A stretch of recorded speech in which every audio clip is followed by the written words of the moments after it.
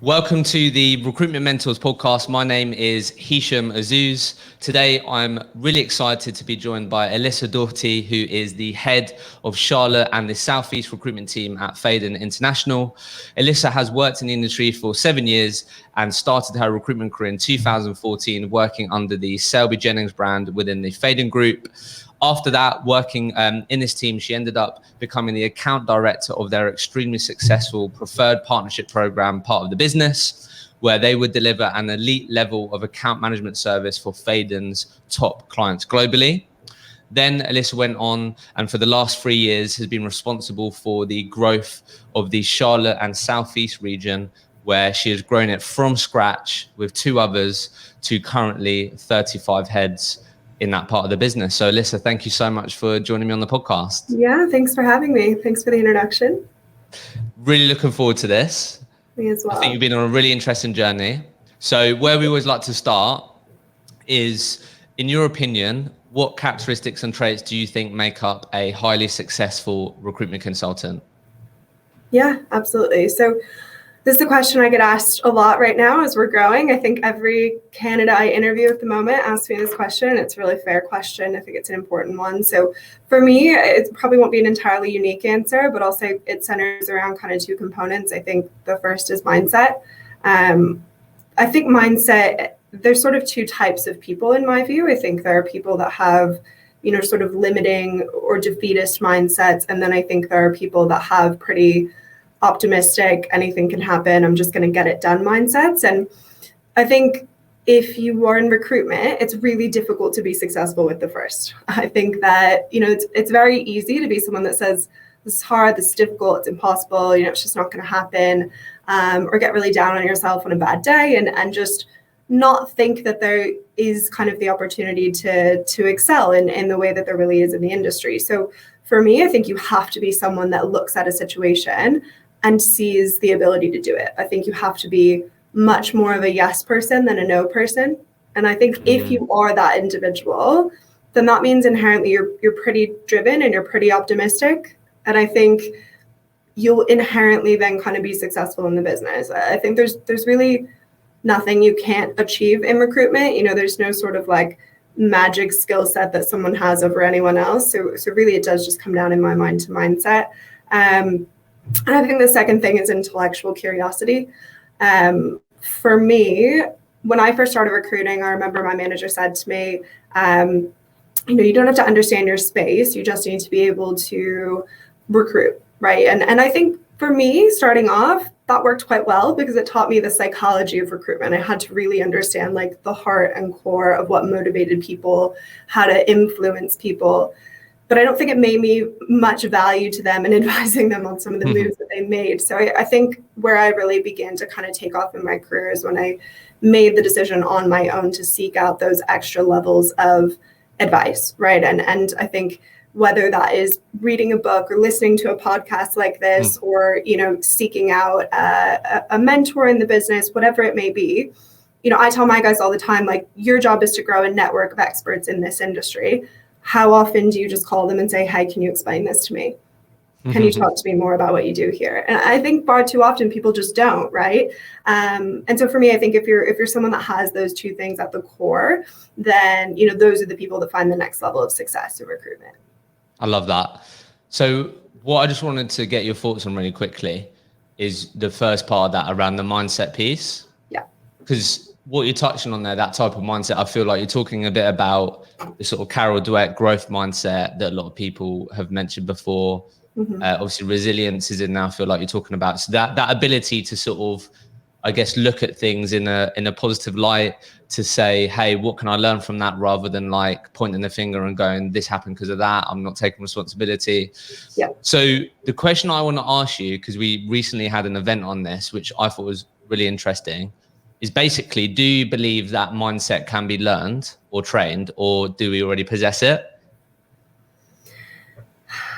It's a good question. I've definitely heard the debate on both sides. I think where I fall is, this isn't going to be a great answer for you, but like somewhere in the middle. I think there are absolutely some people that are just bred with a more optimistic mindset. I mean, I don't think they're necessarily born with it. I think it has a lot to do with the environment that you come up in. But I think once you kind of are established as an adult, can you train yourself to be better at this? 100%. I mean, I think there are a lot of exercises in mental toughness and optimism that, you know, help really successful people kind of reach those next levels of their careers. And I think, yeah, like, why not try, in my view? I think I've seen a lot of people that I know personally make pretty major transformations in this. And honestly, I think I'm probably one of them. Like, I grew up a bit of a perfectionist. I think I had a really specific mindset. And when things went wrong, I had a really tough time with it. And through a series of things, I think I was able to kind of push away from that and learn how to adapt from it and actually see pieces of it as a strength. So I absolutely think it's something that can be, you know, trained and influenced.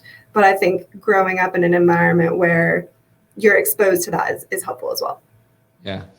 So where I want to start then is just understanding a bit about, one, sort of how was your first year in recruitment, and sort of what did you learn, what did you find challenging? But I don't know sort of exactly what the typical stories are in the US, but typically in the UK, people will say, I fell into recruitment, right?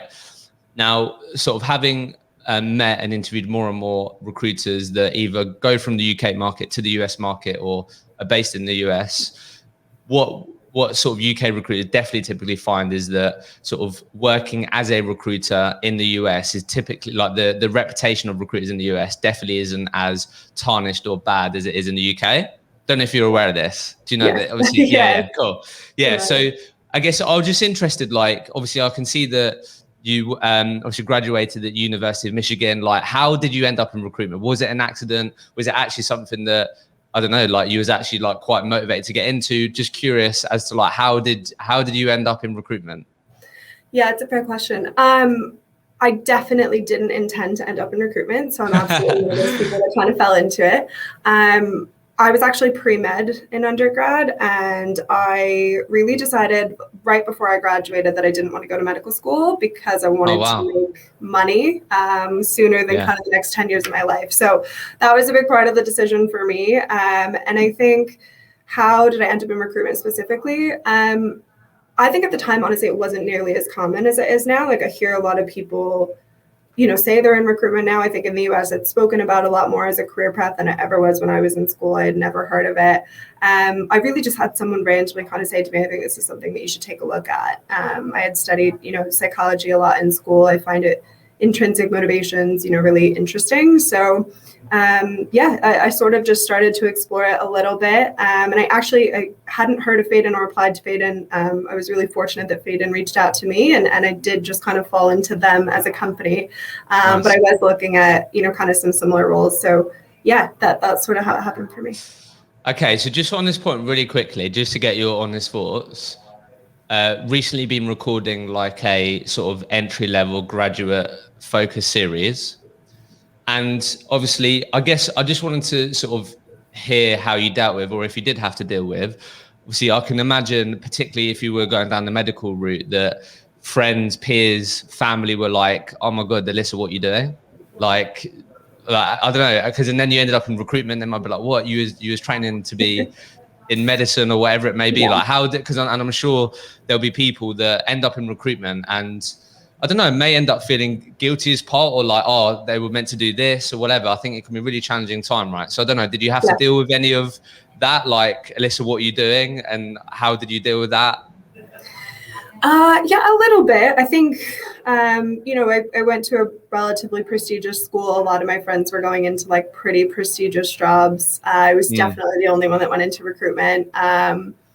I think people just at that point honestly didn't know that much about it. So I didn't get a lot of like negative connotation associated. Okay, I was also fortunate both of my parents were in sales the majority of my life. Oh, so okay, nice. I think I had a lot of support at home that I was going into a commission job that they just sort of saw as sales and an opportunity to kind of excel. So I don't think that that's something I came up against that much, fortunately, but I definitely can understand, you know, the conversation of going home and telling your parents you want to be a recruiter.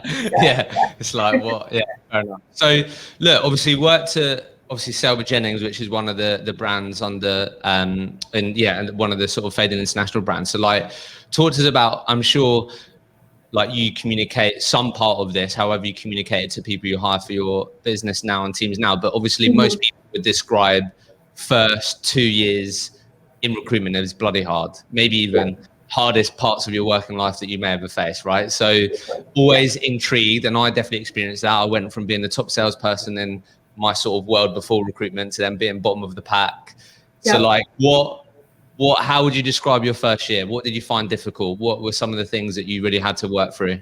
Yeah, it's a really fair question. I actually talked to my team a lot about this. I took 7 months to do my first deal, which was like beyond average. Yeah, so I had a really tough first year.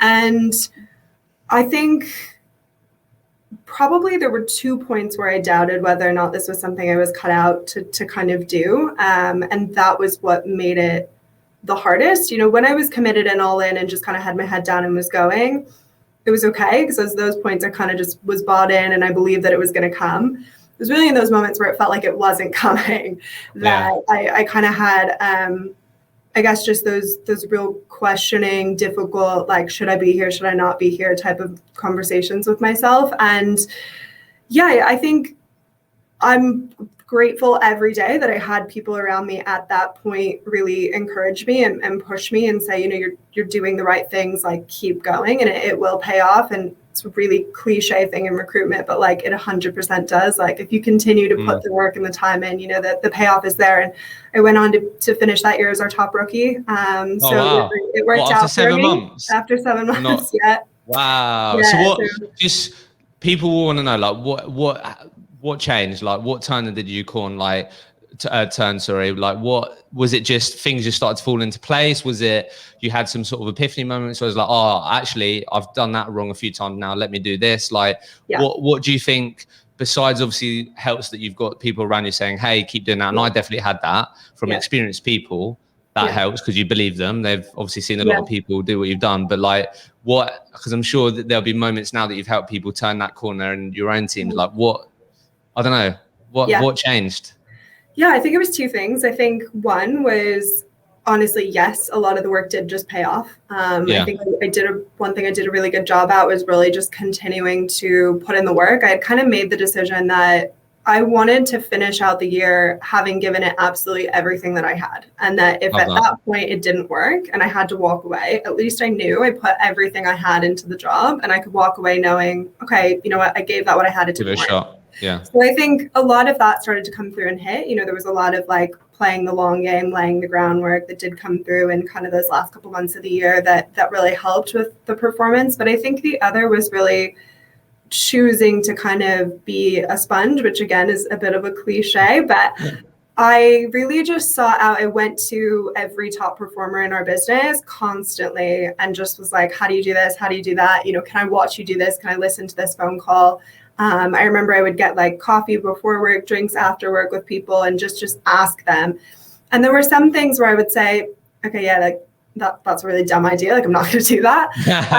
But I think there were a lot of things that I took and implemented really well and that were really beneficial to me in my career. And I always encourage my guys to do this now, because I think even if you don't hear something where you say, like I should be doing that, at the very least, it makes you think differently about the way that you recruit. When you understand how someone else approaches it, it challenges you to kind of have to think outside the box a little more. And I think for me, you know, those were the 2 things that really contributed to turning that corner. I know, so like people would probably really want me to go practical here. Okay.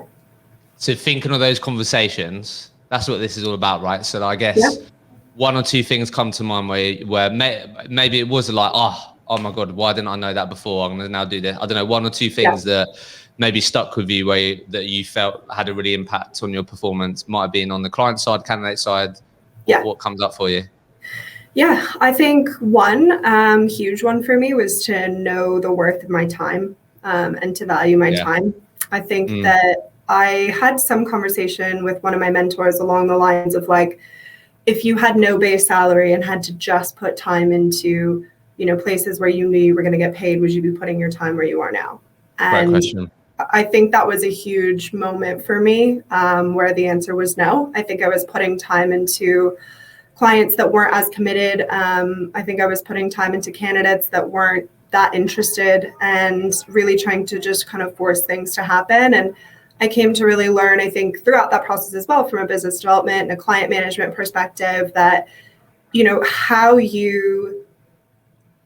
client's going to treat you the way that you dictate, right? Like if you don't give me feedback and you don't call me back and you just answer an email with one line, like, and I keep sending you good people, why are you going to not do that, right? Like, of course, you're just going to continue to do what you do because I'm giving you what you want anyway.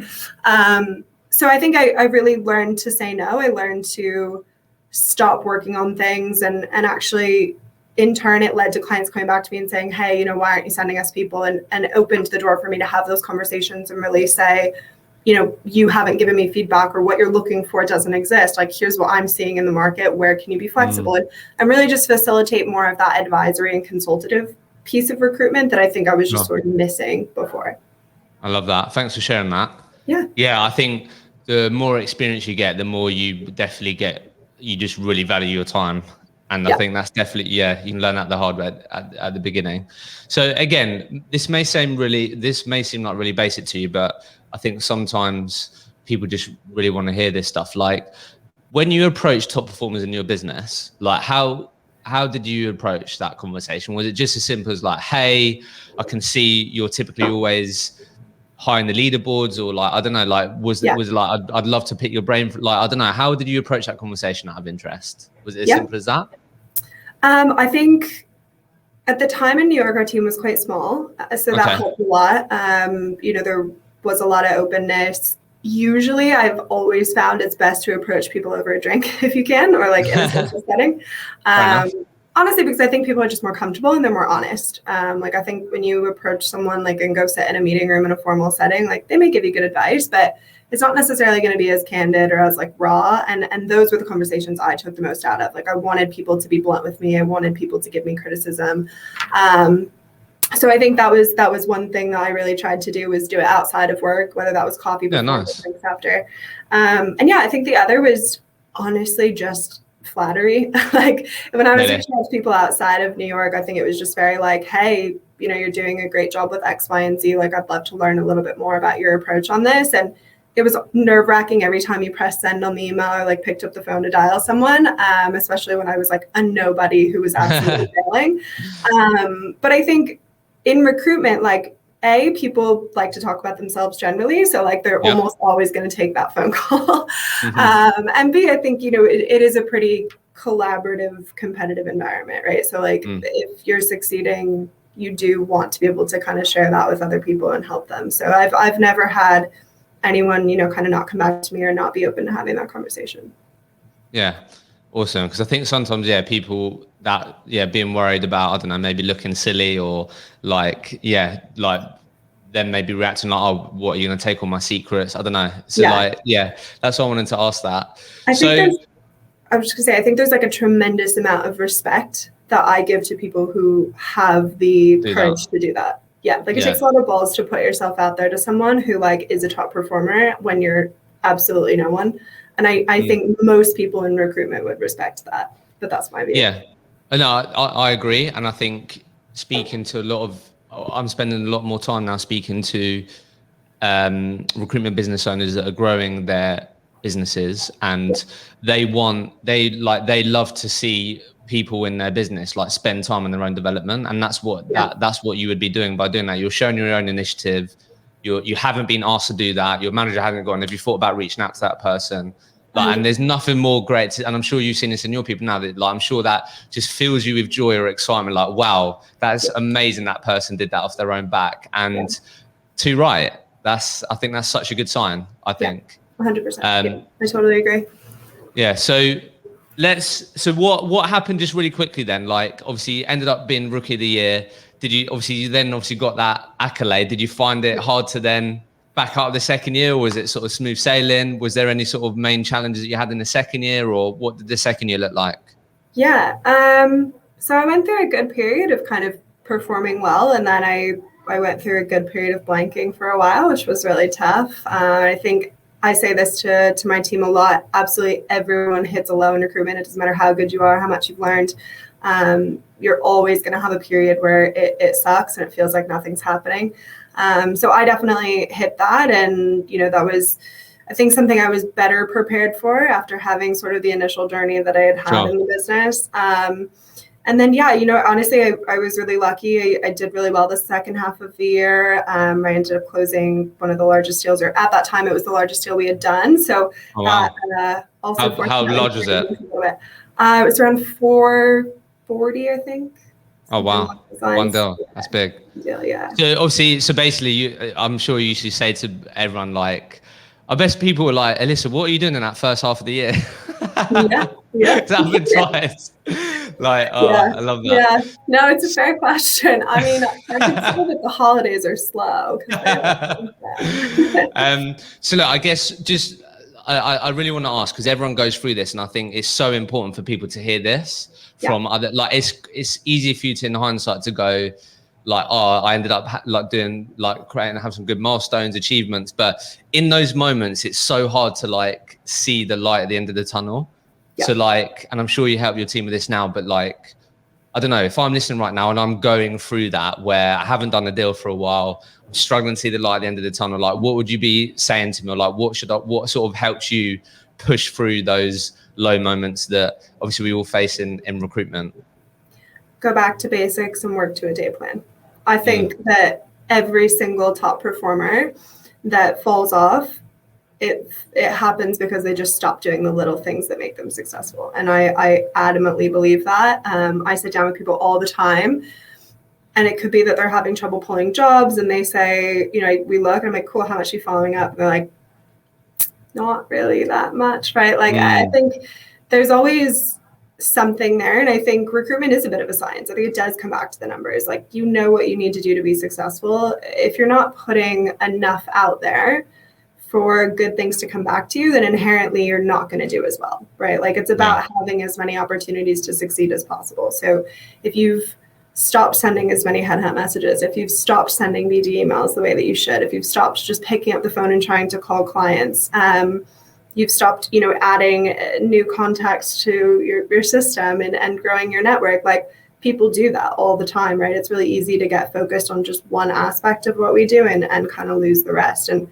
so that would be my advice. Go back to the basics, call candidates, pull leads, understand what's happening in your market, get some intel, find places to target, and build from there.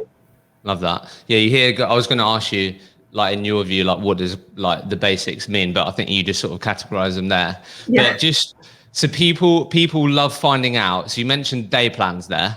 I'm glad you did.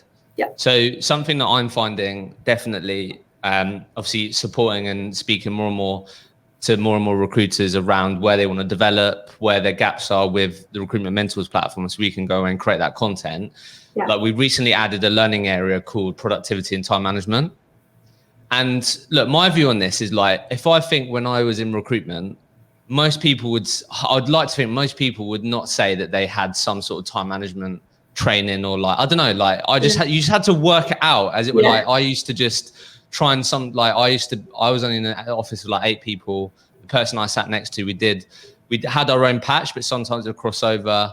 So like, I would just try and come in either a bit before that she does, so I could get straight onto things, or like, and then I would just try and like see what other people were doing. But like, and we would sometimes have, like, some weeks we would do our sort of 10 to 12 Tuesday and Thursday. We'd all be doing BD at the same time.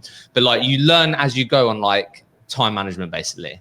Yeah. I think you just, so like you said, there's a bit of a science. So I guess the question I have for you, and I know there's nuances here and everyone's different, but like, what does a typical good day structure look like for you? Like, I don't know, what comes up for you when I say that, out of interest? For me, or for a recruitment consultant? Because I guess it's a little different now for me. Yeah, for you now it's different. But I guess if you're like, clearly you're supporting your team with doing the basics, having a plan. Like, I guess if I was to say to you, if a recruiter right now in your team is like doing the basics really well, they're performing and they've got a good structure, they've got a good routine, how would you describe their typical routine, would you say? I think you want it like broken down by activity, I'm assuming then? Yeah, let's do it. Let's do it from 8 a.m. They're doing this probably. Just because that people love this. Yeah. So I tell most of my recruiters to start with a 50-50 split between business development and candidate-oriented activity, and then lean one way or the other depending on their current situation, right? Depending on the pipeline of jobs that you have to service, how well you're servicing them currently, and whatever it may be. But I think that 50-50 split is always where you should start. Nice. I think one of the most important things to do to be truly productive and efficient with your day is to make your day plan achievable. And I think it's also to build in administrative time. So there's inherently always things that come into your day that completely throw off a day plan. And when you're booking hour by hour, that can be really frustrating. So I really recommend that our guys come in and they either come in a few minutes early, or they spend, kind of the first 15 to 30 minutes really clearing their inbox, getting any messages answered that need to be answered, just all of the administrative stuff, right? And then I recommend that happening straight after lunch and then at the end of the day as well. So I almost always say block off at least 30 minutes in those three windows, just to kind of account for random things. And then, so it's a button, but then in between there, are you typically, obviously emergency stuff or things you have to get sorted, you would, but like, are you then encouraging, or the best people will ignore out of those times, they're ignoring their email, they're not going to reply straight away to stuff unless it's urgent? Yes. Discipline on that. Yeah. Yeah, 100%. I mean, I've gone so far as to like turn off notifications for people that pop up when emails come in. I think it can be really distracting. Like you have your calendar popping up every 5 minutes, you have your email popping up. Every time someone applies into an ad, you get a notification, things like that. So yeah, you really have to, I think, especially early, train yourself to stay focused on the task that you're in. And I think the way that you do that and stay organized is you can have those random thoughts of like, oh, but I need to do this or that, write it down. Like, I'm not supposed to say that all the time. When it comes into your head, write it down, and then you'll deal with it at the end of the day. You'll put it on your plan for the next day, or finish it before that day when it's done. So, I think from that point forward, we really focus kind of the first 2 to 3 hours of the morning on candidate-oriented activities. So we'll get through, as many calls as we can. We'll really try to put enough out there for people to come back to us throughout the day. So that may be headhunting, maybe ad response, maybe just be going through clear lists, things like that. And then usually in like kind of the hour before lunch, we'll try to do a business development-oriented activity for that last hour of the morning. Sometimes that's just kind of hammering the phones on something. Sometimes that's sending out a targeted email or whatever it may be. And then we'll break the afternoon then again kind of between the two. So really looking at drilling into working some jobs pretty hard, getting your clears, getting candidates out the door, and then doing both short game and kind of long game oriented business development. That's, I think, one of my biggest theories on business development is you have to make sure you're mixing it up a lot. So just making sure that they're balancing kind of volume oriented activities with targeted, and then pushing through that way. So would you define short-term and long-term business development approach? Maybe a short-term one would be, I've seen this client, they're in my patch, they've got live jobs, I've got candidates, I'm going to be following up, I'm going to be approaching them. And then long-term would be a bit more, maybe you would have done some sort of mapping exercise, maybe the beginning of the year, or something you're always doing. What companies would I love to work for? Who's on our dream customer list? And then there's maybe different touch points you're trying to create with them. Is that fair? Yeah, no, 100%. I think that's really fair. I think also, I think you hit the nail on the head, right? Like chasing a hot lead, something is active, like that's an immediate potential short-term win. But I think also just balancing like sending out a really active candidate with sending out an article that someone may find interesting and just want to get their thoughts on, right? I think it's just creating different dynamics to have different types of conversations. Like, don't just always go in and ask someone like, are you hiring right now? Because if they're not, you're like eliminating the opportunity to build that relationship for the future. So I think that kind of ties into that as well. Love that.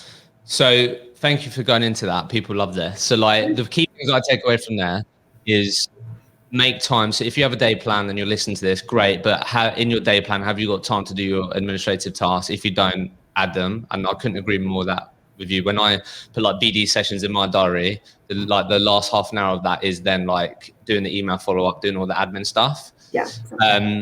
Try and be self-disciplined, as you said. Like we're getting pinged with notifications left, right, and center. So if you are susceptible to them, then sort of try and set up your environment to win, right? Yeah. And then the other thing, thoughts on this. This has been a game changer for me. But like, would you say most recruiters that are good at this and have this structure, disciplined, would they typically, without leaving would they plan their day beforehand before leaving the office typically? Yes. Yeah. Like that's a game changer. If you're listening to this, you don't do that. Like before you leave the office, do a to-do list, understand what you're doing the following day. You will sleep better. You won't be thinking about work when you get home as much. And there's not a better feeling than going into work going, I know what I need to focus on today. And there's nothing more worse than going, right, what am I focusing on today? So I'm glad you said that. Yeah. Okay. So let's sort of take this to, I want to talk about how you've been growing the team, leadership, these types of things. But let's just talk about your journey on the account management side. Obviously, you then became, you was an account director for the preferred partnership program. So would you mind very quickly, just giving us a bit of a snapshot on the purpose of the preferred partnership program? And then I'm really keen to talk to you around, I guess, how recruiters listen to this can get better at building relationships, being more strategic in the accounts that they can expand, these types of things. But could you just give us a bit of a snapshot on that? Yeah, 100%. So the kind of development of the partnership program and what it came out of was really the desire to increase the level of service for our top clients kind of globally across the business, to increase the synergy or the way that we were leveraging the opportunity to do business with those clients across all of our teams and our brands, and every office kind of nationally and internationally as well, where there was scope to do so. And then looking at just kind of consistent streams of revenue, right? Like for, our leadership team, for our investors, whoever it may be, like a huge thing is being able to say consistently, we can rely on X amount of business from these partners, et cetera. So that was a big part of kind of the strategy as well. In terms of how we worked and what we did, I think we really looked at identifying, what made a good client, what made a client someone we could work with well, where did we see the opportunity to really grow within kind of that client from what we were doing. And I guess as an example, there were a number of clients that we worked with in just one small area of our business. And maybe we were doing a lot of business with them, maybe we were doing a lot in just technology, right? Or even one arm of technology within a company.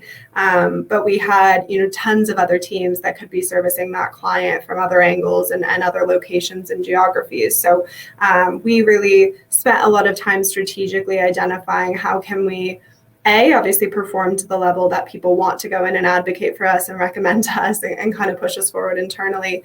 But B, like, how can we then, get people to do that for us, right? How can we have the right types of partnerships, build the right types of trust with clients, them know that we will go above and beyond to get things done for them, that they'll, kind of put their neck out and advocate for us internally to have more opportunity to work with them in other areas. So that was kind of the overall goal of the team and what we did. I love it. So can we unpack this a bit? Because I think people want to know how they can achieve that, right? Because I think it's very easy to, like, as you're growing a recruitment business, or like have different teams where, you have different disciplines, let's say. Because obviously, what are the different disciplines that you have within Phaidon? Is it finance? Is it finance or not finance? Tech? Yeah, so we have financial services, life sciences, kind of a renewable energy and infrastructure team, a technology team, but they focus mainly outside of financial services. And then we have a team that focuses on end-to-end supply chain recruitment. So even when I'm talking about the leveraging, Selby Jennings for us breaks down into 6-7 areas. So it was even that minuscule, and then sure. macro brand to brand. Yeah. So, because I think it's really easy to assume, like, we've got the ex-client that's working with Selby Jennings and this team, and we know that they have jobs or other parts of the business that the supply chain team could support. Like, it would just make sense to you to go, so we've got this technology team. I've got a supply chain recruiter here that's got a good track record. Let's bring them in and they can start leveraging the clients we're already doing work with. But it's not as easy as that. It never normally works that way, It's obviously a lot more harder to do it. So I guess what I'm keen to first, so there's two things that I really want to get your thoughts on before we move on to the next part of your journey is one, what you found to be the best possible way of like expanding those accounts and then getting more teams supporting that one client. So it seemed like from what you shared, it was people going, hey, these guys have done a great job with us. I wanted to connect you with them. It seemed like a bit of that going on. And then the other thing that I wanted to get your thoughts on was then like what was your sort of grading system, or what did a good client look like?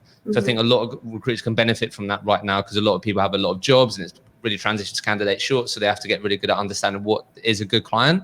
Yeah. The first thing, like what ended up being like I know there'll be a lot of nuance to this, but like what was the recipe, would you say, to taking a client that was just using one part of the business to then expanded to potentially using 2, 3, 4 different parts of the business and serving that? What was the recipe, the typical recipe for that to work? Yeah, I think there are a few things, but I think at the core of all of it, and maybe I'll give a little bit of backstory to this to sort of explain where the strategy came from. When I first took on that role, I spent a lot of time in my first few months speaking with existing clients of ours and really understanding like how did they view us, how much value did we add to their business, were we their go-to recruitment firm, why or why not? And I think pretty consistently a message I found across the board is that we were, one of the best, if not the best at what we did in the areas we were operating in. We were pretty consistent in being able to execute and fill positions that we were given, but we weren't that pleasant to work with. And I think that was off the back of a few things, but one of which was just we were aggressive. We were new to the market. We were trying to build something from nothing. And so we did a lot of kind of busting our way through doors and trying to figure things out. Yeah. And that doesn't always rub, people the best way. So I think we had to kind of take a step back and make a really conscious effort to understand, like, how do we not just service you and provide you the best talent, but how do we become a true partner that you can work with in a way that doesn't cause you any headaches, right? Like, how do I be that phone call you want to make where even if we weren't the best, you're going to call me anyway because you prefer working to us over these other guys that maybe make it really difficult. So that was a huge thing. So I guess from an advice perspective, what that translates into for me is really taking the time to understand how a business works and operates. Like, what is their process internally? Who are the decision makers? What can you do? What can't you do? Where can you kind of push the envelope a little bit? And where do you need to kind of hold back and respect boundaries that they're drawing? I think one thing we did really well that helped us was actually playing by the rules, right? I think we would go in and we'd say, cool, like, what can we do to show you that we respect your process, that we want to be this partner, right? And then we do it for 6 months. We come back and be like, cool, what now? Like, now what do we get from it, right? And I think there was a lot of that went on. People asked us for things, we reciprocated.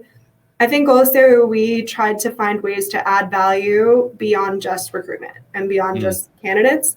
We really took up diversity and inclusion as a huge part of our business and what we drive and how we, kind of offer insight and services and consulting to the clients that we work with. And I think that really helped us as well. That's a huge, find a pain point for almost every organization across the globe, right? Like, diversity and inclusion is one of them. So I think just understanding how can I offer you things that are going to be useful to you in your business without necessarily immediately expecting something in return. And I think that was our strategy, and it built the right type of rapport and relationships within these businesses. So people started to want to take our phone call, to want to call us back. Yeah. And we sort of just chipped away at it a bit there. Love that. And then, I don't know, I love the way. So I think what I love about that is, obviously, as it can be quite scary, right, to sort of find out what you're not good at as a business. So like, anyone listening to this that is willing to do that, clearly that then can present amazing opportunities for you to improve. Yeah. And make sure that your customers, clients, candidates are having a great experience. So I love the fact that you did that and were willing to answer difficult questions. So after all that all makes sense. Was it, obviously, like you said, you were giving more than taking, respecting their processes, leaving a good impression, delivering all these sorts of things. Yeah. Was it, obviously, then that meant that people were more willing to then put their neck on the line because they've experienced all of that. But was the growth of these accounts and expanding these accounts, did it typically come from, hey, Alyssa, you've been doing a good job, you said that we've really improved or whatever, how happy would you be to introduce me to X? Like, was that how it typically grew? Like, is that how it worked typically? That was absolutely a part of how it grew. Okay. I would like to say, I wish it were more of how we grew, to be honest. It was a good portion and it was important, but I think one of the challenges to that, from an execution perspective, is that often internally within organizations, people don't actually know who's covering what. They don't actually know the person that's sitting in that other team. So they're not that apt to reach out to someone that they don't know and make a recommendation when they have no idea if they need a recruiter or they, when they don't know what their pain point is or have a relationship with them. So I think sometimes that was a big hurdle. And how we got around that when we found it was really then reaching out and making those people understand what our track record was and the people that we did have relationships with and the work that we had done and how we had gone about doing it. And I think we sort of at that point tried to let our work speak for itself to some extent, and also just continue to encourage them to pick up the phone and have a conversation. And then really it's just about that first call, right? From that call, you can capitalize on that opportunity, hopefully 9 times out of 10, if you handle it the right way and kind of go about it from the right angles. So I think for us, it was, the goal was always that approach, always to be introduced, to have someone go advocate for us. And we absolutely have had that happen, which has been fantastic. We're really lucky to have clients that have gone to bat for us, even with other clients sometimes. But I would say there's absolutely a good portion of the time where like it's just not logistically feasible for that to happen all the time. And so, we had to kind of lean on other things like that. That makes complete sense. And I guess a couple of things that come to mind there, some good sort of mapping out of the business, being strategic. And then I guess maybe sometimes it'd be a good idea and good etiquette to say, hey, we've been working together. I've seen that such and such is in this part of business, have no idea if they're recruiting. Would you be adverse to me to reaching out to them? Yeah. Like maybe get permission sometimes, but I do really like that, because if you're proactive and you go, hey, Alyssa, look, we haven't spoken before, but we've been working with such and such. This is our track record. This is how we've helped them. I know they'd be happy to take a call if you want to reference that. Would you be open to having so being proactive as well as, I get what you mean. It's the missing context that sometimes doesn't make the introduction work, doesn't it? And I love that. So, I think it's very like, don't ask, don't get. Like that's always my mentality on this stuff. Yeah. So like, why not? Don't ask, don't get. Yeah. I love that. So, okay. Next thing before we move on to the last bit then, like in your view then, because I'm sure this is what you like spent a lot of time understanding, like what makes a good client in your point of view? Because obviously there might be some people listening to this that have some sort of like grade the jobs that they have. It might be like, I've got 5 grade A jobs, 6 grade B jobs, etc. And grade A might be a business that has agreed to work with me exclusively. They call me back when they say these types of things. Grade B might be, we've got terms. They're a bit sketchy sometimes. They don't sort of come back to me. They're a bit slow. They're not exclusive, but they give me a fair chance. And then group C might just be clients that you're just prospecting, haven't really built sort of much rapport with. You're just following up. Like, how do you have any sort of like system that you work to out of interest? Like, what sort does a good client look like from your perspective out of interest? Yeah, I think there are 2 different things. I think there's what does a good client look like and what does a good job look like. I think what does a good client look like is someone where we have access to key stakeholders. I think it's really difficult to work only through HR. You have to, even if you just start off that way, like before they're a good client, I think you have to earn the right to be pretty integrated with stakeholders in the business and leaders and the hiring managers you're working with. Otherwise, it's as great as HR can be. They can also be, a little challenging at times. And so I think it's important that for a client to truly be somewhere we're going to dedicate a ton of time, we need to be going to the source and be having intake calls and getting on, VCs to talk about feedback and really be advising and understanding and kind of moving our process forward from there. I think another is pretty basic, our terms. What is our agreement with you? Do we work to exclusivity? Are we working at our standard rates, or we come down because you won't go any higher and that's what you work with other agencies at? We typically, to be honest, don't prioritize clients that are working, at least here for us, we don't prioritize clients that we know are working with a ton of other firms. Like at the end of the day, there's more than enough business out there to not spend time being one of 7 agencies on a position. So I don't think that that's the right type of client. And similar to that, I think portals fit into that, right? You talk about, I won't say the brand names, but like there are a couple, portal systems out there that companies use to recruit through. And to us, I think unless that's coupled with, relationships and engagement beyond that within the business, that doesn't make a great client either. And then, I think the last is really just looking at the overall client as a whole? Is this the type of company that we want to be working with? Is this the type of opportunity we want to be bringing to our candidates? Is this somewhere that people, want to work and would get excited about? Whether that's a big name or a tiny name, it has to be something that we're passionate about and we back, kind of what they're doing and the role that they're playing in their industry and in the market. So for me, those are kind of the three things that we look at. I think when you're looking at what makes a good job, we include things like looking at, the speed of obviously response, the size of the candidate pool is a big one for me. Like, we really have to think about how much time is going to go into this versus how many candidates out there can actually do this job, will want to do this job, are qualified for this job, are in the compensation range, et cetera. So I think there's a lot of other kind of dynamics that go into it when we're figuring out how much time to spend specifically on the job beyond just kind of the client quality. Sure.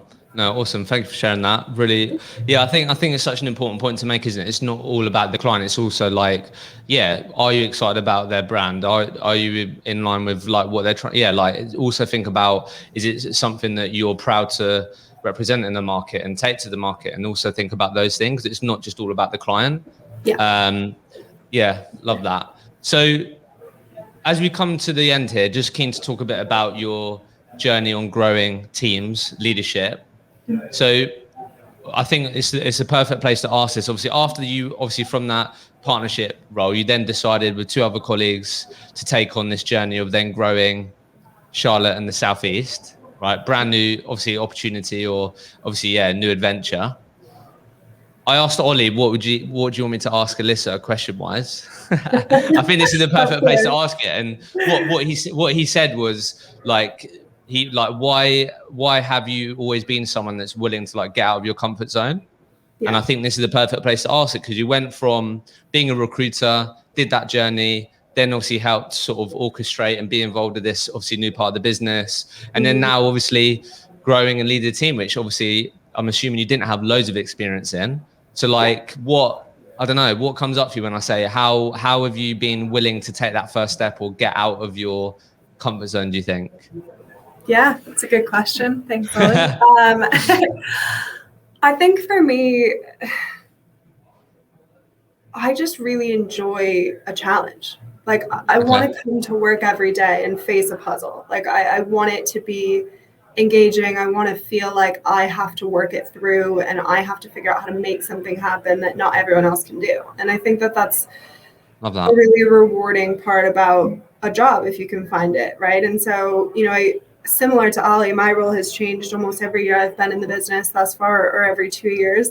And I love that. I think it's absolutely pushed me and challenged me to grow in ways that I never would have been able to push myself. And I think that's ultimately why I keep doing it and keep taking it on, no matter how unqualified I think it may be or how, stressed it may make me. I think I really want to push myself to be the best that I can be, and also to add the most value that I can to the people that I'm working with and to the clients that we work with. And, I think, not to make this kind of selling on Phaidon, but I think Phaidon is really tied into that for me. I think the passion I have to be a part of something that's trying to do something that's changing the industry, that's doing it a different way, that's letting us kind of go out and make it our own, is a huge part of what's in it for me. It's that I get to put my name above the door and say, this is my office, this is my team, this is how we're doing it. And being able to integrate that with such a great company that we have is awesome. But how have I been able to jump and make the leap every time? I think I've just forced myself. It's always scary. It's always overwhelming. It's always been something that I'm not 100% sure of. But I always come back to this final question of like, why not? Like, what do you really have to lose? And most of the time, it's a great question. Because if it's not like, I don't know, I might lose the people I care about, or I might not live or whatever. Like, it's what else then? Why not then? Right. Yeah. Do you know what I mean? That's just perspective. Yeah. So as we come to the end here then, so you've obviously grown this part of the business. What's been some of the key learnings so far then in, I guess maybe we can sort of think about attracting talent, maybe think about sort of, hiring people. How has that been? Has it been difficult? have you got better at understanding when to hire? Like, obviously, I'm sure you've heard this, but obviously it's just the most ironic thing. But most recruitment businesses, one of their main pain points, I'd say top 5, is hiring for their own business. Yeah. So what's been your journey with that? Any key learnings? Yeah, I mean, I've learned a tremendous amount. I think hiring was a huge part of it, to be honest. I think if I could go back and do it different, I would have had a better understanding of the local talent pool and market from a new graduate perspective. And I think I also would have really taken a lot more time in initially picking who our first team was. And that's not to knock any of the guys we have. We have an incredible group of people down here. But I think, we've also had some people that haven't made it. And I think a lot of that came down to me just not really putting my finger accurately enough on what I needed in the people that were going to really launch this from nothing. That's an incredibly difficult thing to do. It's very mentally trying, as probably anyone who's done it would tell you. So I think that was something, I learned the hard way, was to really dig in a lot harder into, as I said in the beginning, mindset of people and focusing on hiring people who understood that this wasn't going to be easy, that it is hard, that it is a challenge every day, and that, they were doing it because it was going to be worth it. So I think that was a learning point. What I'll say, I think for me, it's been really trying to find the right balance of being an incredibly driven, fast-paced, motivated environment for my employees and team to work in, with having a bunch of fun and enjoying being here every day. And as easy as that might sound, I think that balance is tough. Like, I think, one thing I'm glad that Phaidon really does is people are not a commodity for us. We really invest in the people that we have. We try to keep our teams consistent, not have a lot of turnover. And obviously I think we've been pretty successful with that here, which has been great, but it is still, you have those days where you come in and the room feels really tense, or it feels really heavy, or there's just not the energy or the level that you need going on, and you have to figure out what are those motivators for the people that are working there today. Is it they just need to kind of let loose and get some stress off and have a little fun? Is that they need a bit of a kick in the ass and need to kind of get going and have someone push them forward to wake up a little bit? And so I think I didn't really pay as much attention to that in the beginning as I probably should have. And I think it's something I'm really conscious of now and will continue to be as I move forward, kind of growing the business. Yeah, it's really interesting. It's like a balance of setting and having really high standards, along with being mindful of the sort of long-term culture that you want to create, where people enjoy working there. They don't feel like they're just getting their balls busted all the time. But also having high standards and people knowing what they need. If they turn up today, they're under the Phaidon logo, what's expected of them. Right. Yeah, that's interesting. Yeah. And then have you only hired typically trainees out of interest? No, I have hired some experienced people, and I have had a couple people transfer internally with some experience in the business. Oh, really? Okay. So just interesting point before we finish. You said around, I would have been a bit more mindful around the local talent. That's actually something that has been a bit of a learning when speaking to UK businesses going into the US. Yeah. And I think sometimes it can be underestimated. I think the remote piece has obviously had a positive impact on this or affected it, but I've spoken to quite a few UK recruiters that then launched American parts of the business where, I don't know, they might have started in Boston and then realized, oh shit, there's not loads of universities around here where we can tap into, and the people around here are expecting really high salaries. We can't really compete with that.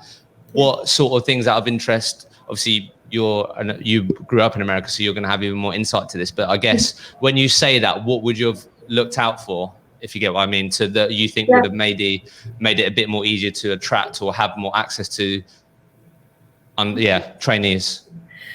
Yeah, this probably isn't the answer you're looking for, but honestly, I wish I would have done more interviews. I wish I came down twice. I did interview, kind of weeks. And I think I just should have spent more time doing it than that. And at the time, we were incorporating a ton of virtual interviewing into our process. This was a couple of years ago.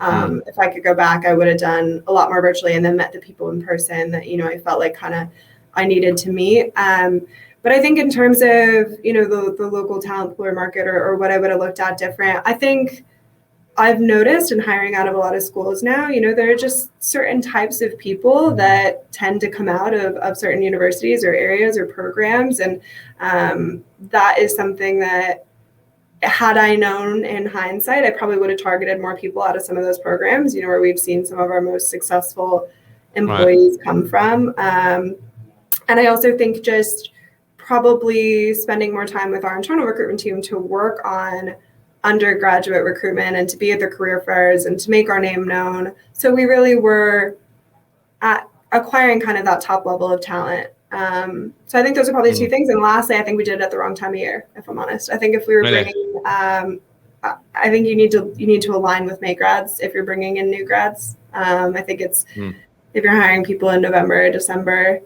it's potentially going to be a different group of people, or people who have struggled to get a job maybe before that. Obviously not everyone. I think we did a good job of finding somewhere that wasn't the case, but I've found it's a lot harder to hire on that cycle than on a normal graduate cycle. Got it. So look, final sort of two questions really before we finish. Yeah. Interested to hear this one. What would you say sort of in your team now and what you're building, what would you say are the sort of 3 non-negotiables that everyone around you have to live to from a sort of culture perspective? What are the sort of things that they have to live to, the 3 non-negotiables of your sort of culture that you're building that everyone lives to, do you think? Yeah. I think one is we really push quite hard to be better today than we were yesterday. Love that. And whether that is in the work that we do or the way that we contribute to the team or the energy that we have or whatever it is, I think that's a huge thing that we embody.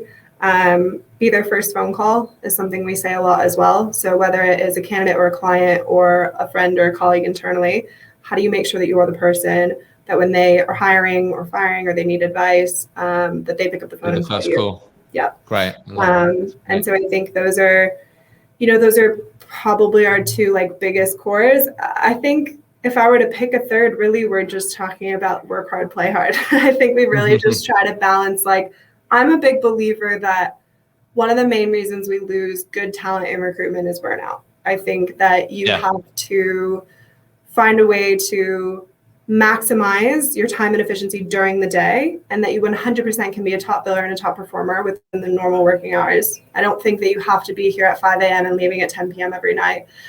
So we really try to push efficiency and productivity throughout the day and grind as hard as we possibly can, and then sort of pencils down and go have a good time. And I think that contributes to a culture where a lot of people are really close outside of work and enjoy, being with each other in and out of the office, which is, a huge part of the team environment that you feel when you come here. Brilliant. Yeah, absolutely love Be the First Call. So final question, what is the ultimate goal for your recruitment career? Ooh, that's a good question. I don't know that I have an ultimate goal. I think an ultimate goal for me ties into just wanting to be a part of something that matters. I think I want to feel like what I'm doing every day has a tangible impact. I want to be a part of a company, a business, a team, whether I'm growing it or whatever it may be, that is trying to do things their own way, that is trying to kind of carve out something and make it their own. I felt that from kind of the first moment I joined this company, and it was a big part of the reason that I joined. I think they were setting out to kind of do something that no one had done, and then it was a very underdog mentality, and that's how I want to continue to feel. I think I just want to always feel like we're fighting up against that next level of greatness, and I don't know what it'll feel like, I guess, exactly when I hit it or achieve it, or when that maybe you never went. It's just it's just the journey. Yeah. Yeah, exactly. Well, look, Elissa, thank you so much. I think I think there's been so much gold in this episode. You've really done a great job in articulating the answers when I've asked you and everything. But yeah, really excited to see where you are in another 2 years, where the business is. And thank you so much for coming on the podcast. Yeah, you as well. Thanks so much for having me. It's been fun.